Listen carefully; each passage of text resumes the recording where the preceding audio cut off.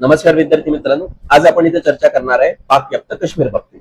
तुम्हाला सगळ्यांना माहित आहे की मागच्या काही दिवसापासून पाकिस्तान ऑक्युपाईड काश्मीरमध्ये मोठ्या प्रमाणावर हिंसाचार तिथे वाढलेला आहे आणि या हिंसाचारात अजूनपर्यंत 15 नागरिक मृत्युमुखी पडलेले आहेत.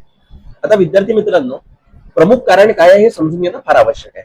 कारण बेसिकली बघायला गेलं तर हा पाकव्याप्त काश्मीर जो आहे आपल्याच काश्मीरचा अविभाज्य भाग आहे, जो भारताचा असायला पाहिजे, पण इलिगली पाकिस्ताननं तिथं बळकावला आहे.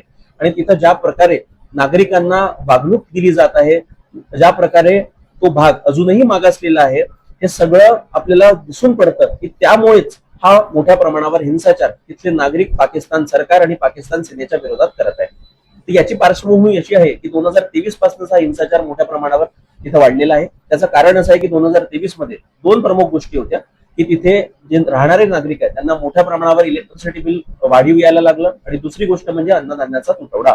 म्हणजे या दोन बेसिक गरजा सुद्धा पाकिस्तान तिथं पूर्ण करण्यात असमर्थ ठरलाय. आणि त्यामुळेच हा प्रोटेस्ट 2023 पासून सुरू झाला आणि अचानक 2026 म्हणजे आता हा इतक्या प्रमाणावर का बरं उफाळलेला आहे, त्याचं कारण असं आहे की येत्या काळात पाकिस्तान ऑक्युपाईड काश्मीर मधली जी विधानसभा आहे त्याचं इलेक्शन होणार आहे. आणि या इलेक्शन मध्ये एकूण 53 सीट्स आहे आणि या 53 पैकी 12 सीट ज्या आहेत त्या रिझर्व्ह ठेवलेल्या आहे असे काश्मीरी लोक की जे पहिले पाकव्याप्त काश्मीरात राहत होते आणि आता पाकिस्तानच्या विविध भागात विस्थापित झालेले आहेत. अशा लोकांसाठी या 12 सीट्स ठेवल्या आहेत. आता तुम्ही म्हणाल की सर याचं चुकीचं काय?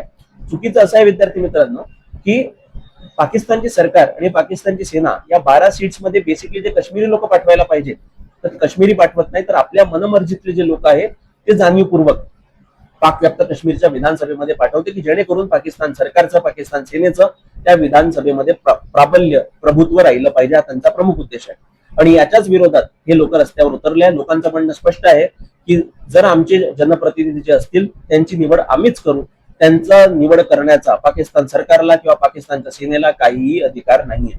म्हणून त्या एका डिमांडमुळेच एवढ्या मोठ्या प्रमाणावर हिंसाचार तिथं वाढलेला आहे. आणि बाकीचे कारण तर आहेच की वाढलेली महागाई असू द्या, वाढलेली बेरोजगारी असू द्या, ज्या पद्धतीनं विकास त्या भागाचा झालेला नाही आहे ते देखील एक प्रमुख कारण आहे. म्हणजे या सगळ्या बाबी जर आपण बघायला गेलं तर पाकव्याप्त काश्मीरचा कोणत्याच प्रकारे विकास तिथं झालेला नाहीये आणि नागरिकांना ज्या सुखसुविधा तिथे मिळायला पाहिजे त्या देखील पाकिस्तान तिथं देण्यास असमर्थ ठरलेला आहे. तर विद्यार्थी मित्रांनो, हे एक प्रमुख कारण आहे. तुमचं यावर काय मत आहे की भारताने पाकव्याप्त काश्मीर आपल्या ताब्यात घेतलं पाहिजे की नाही घेतलं पाहिजे? मला कमेंट सेक्शन मध्ये कळवा. धन्यवाद.